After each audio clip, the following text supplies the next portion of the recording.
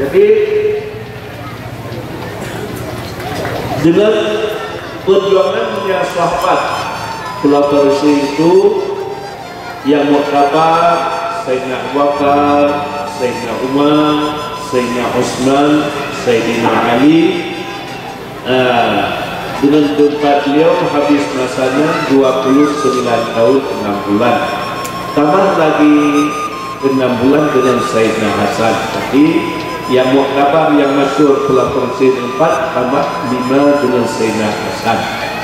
Karena itu Sayyidina Hasan sudah masuknya 30 tahun diserah jabatan kepada Sayyidina Muawiyah, karena kalau dia pegang lagi khalifah berturutan bukan Khulafaur Rasyidin, maka diserahkan kepada Sayyidina Muawiyah. Dan dengan sebab itu terjadinya persatuan umat Islam, umat orang beriman. Jadi umpamanya masa Rasulullah Quran ini tidak tertulis, siapa yang menulis Al-Quran? Anjuran waktu Sayyidina Abu Bakar sudah selesai menyerang orang Makkah, sudah tobat kembali, baru berperang macam di masa Rasulullah. Hari itu wafatlah orang hafal Quran lebih banyak. Maka inilah Sayyidina Umar kepada Rasul, kepada Sayyidina Abu Bakar, ya Khalifah Rasulullah, ada banyak Quran ini kita tulis. Jadi dengan perangkat Khulafaur Rasyidin ini termaktublah Al-Quran. Maka Al-Quran ini khawatir tidak ditambah satu huruf, tidak dikurangi.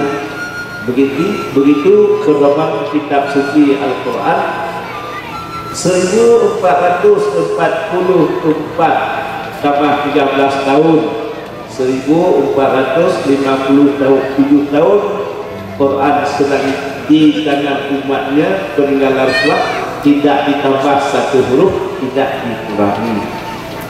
Begitulah amanah dari sahabat-sahabat terkemuka, hingga kita terima Quran yang sekarang tidak ditambah, tidak dikurangi. Tapi kita lihat macam kitab Injil, mana bahasa Injil atau kitab Injil yang asli? Tidak ada, karena semuanya dirubah-rubah. Daerah Jawa Injil itu bahasa Jawa, daerah Jerman bahasa Jerman, daerah Inggris Taurat itu bahasa Inggris, kedua-dua itu, sehingga mana kita yang asli? Tapi juga perjuangan sahabat yang dibawa oleh Rasulullah, disambut oleh sahabat yang pertama dari depan Khulafaur Rasyidin, sehingga kita dengan Rasulullah berapa jauhnya? Dari itu 1457 tahun, karena tahun hijrah 1444, tambah Rasulullah 13 tahun di Makkah.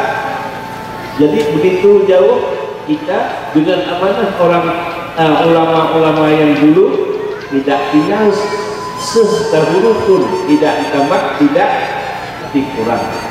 Waktu itu Sayyidina Umar sedang istiqrah untuk menuliskan hadis, tapi Sayyidina Umar tidak menulis waktu itu karena takut tidak boleh dipisah Quran dengan hadis.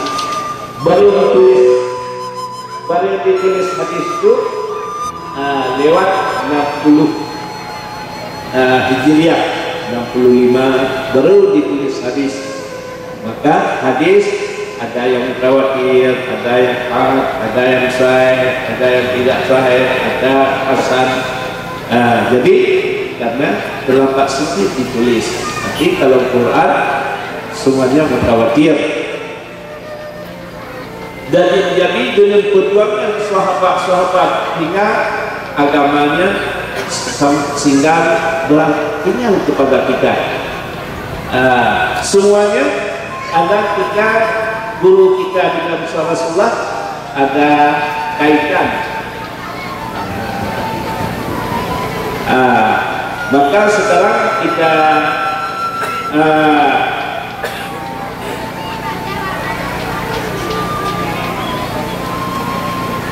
Kita baca akhir silsilah guru-guru kita, ilmu kita di Aceh yang menyambung guru-guru kita dengan Rasulullah